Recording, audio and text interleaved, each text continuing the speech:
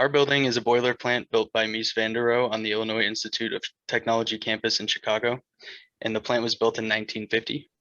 The building was a replacement in the same spot where a previous boiler plant had existed, and the plant is near a railroad track and located in the southwest corner of campus. Mies van der Rohe's Chicago, Illinois Institute of Technology boiler plant is a striking example of his regard for simplicity of expression and elegant proportions, even within structures built for entirely industrial function. Less is more. So essentially, that statement was used to describe his crown building, but we thought it was applicable for our boiler plant because I think Mies, his logic for this particular building was influenced by his Bauhaus school aesthetic, that kind of German, less is more stoic aesthetic. And so we thought that spiritual aesthetic was a relevant logic, which kind of brings us into the materials.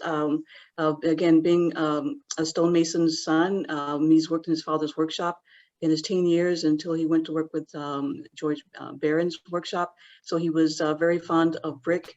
And he was also fond of the English cross bun arrangement, which we believe that he used in the boiler plant. And that essentially is a one full brick and then alternating with half bricks.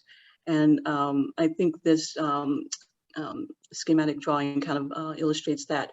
Well, from an economic perspective, which was one of our other logics, he tried to be budget conscious, Mies did, by using off-the-shelf components like the steel I-beams, as well as window glass, but he kind of blew the budget from an economic perspective, because instead of sourcing local bricks like we thought he would from Chicago, he actually imported bricks all the way from Germany because he thought that the quality was better, and he liked the texture and the color was more rich and consistent with a building of his. So he imported bricks, which actually was very, very expensive. And as you can see, some of the materials we've included here, the I-beams. And this I-beam structure here, that small picture, we wanted to show the articulation of where the metal meets the other articulation, that L bracket. And so that we thought that was a very nice demonstration of that. And we included some pictures of the inside of the boiler. I'm sure it doesn't look like that now, but that's Revit and Inkscape rendering. So. And our other logic was the grid pattern, and we've included some archival photos because they were fascinating, and actually left the text in case anyone wants to zoom in and read the text. It gives a lot of information about the land grants and the grid system and how this all came about. And I think Radhika has an AutoCAD grid drawing. Radhika? Okay, Austin, can you just zoom in the CAD plan? Okay, so basically this is the site plan for IIT Chicago boiler plant. The location of the boiler plant is to the extreme southwest corner of the site. The grid pattern which we use is 24 by 24, like that is the campus area. The boiler plant dimensions are 24 by 18 feet. And besides the boiler plant, we have got the railway line, which made their way easy for transportation and working of the boiler plant.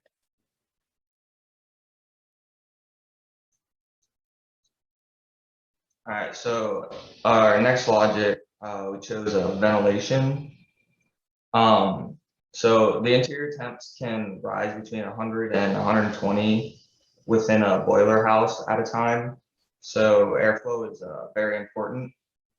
And so with the installation of windows at the tops of each bay, it allows the release of the hot air, and windows at the bottom allows for the cool air to go into the building and push the hot air up. But also there's gas and whatnot within the boilers. So you must provide relief vent piping from specific gas relating valves that they have to pipe directly outside while also not terminating the vicinity of the air intake. And then that leads me into the structure logic. So one of Mies's basic laws of architecture was structure as an architectural factor, possibilities and limitations. And so we took that as a logic, and basically we said the structure of the boiler plant is a development between stereotonomy and tectonics, which basically just opened up the space on the inside, as well as demonstrating proportion as a means of architectural expression.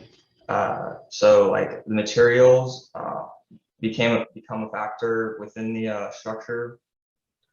So for like the steel gave the ability to reduce the structure to a few slender columns, making it possible to develop design with a free plan.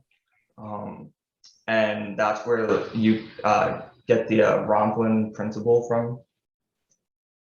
And that's pretty much it. And we could zoom in on some of the other sections on that other screen, Austin. Just a quick look-see at that. And yeah, there you go. And these are just some sections and elevations of the boiler plant, the smokestack. So, and that is our presentation. Well, thank you. Thank you.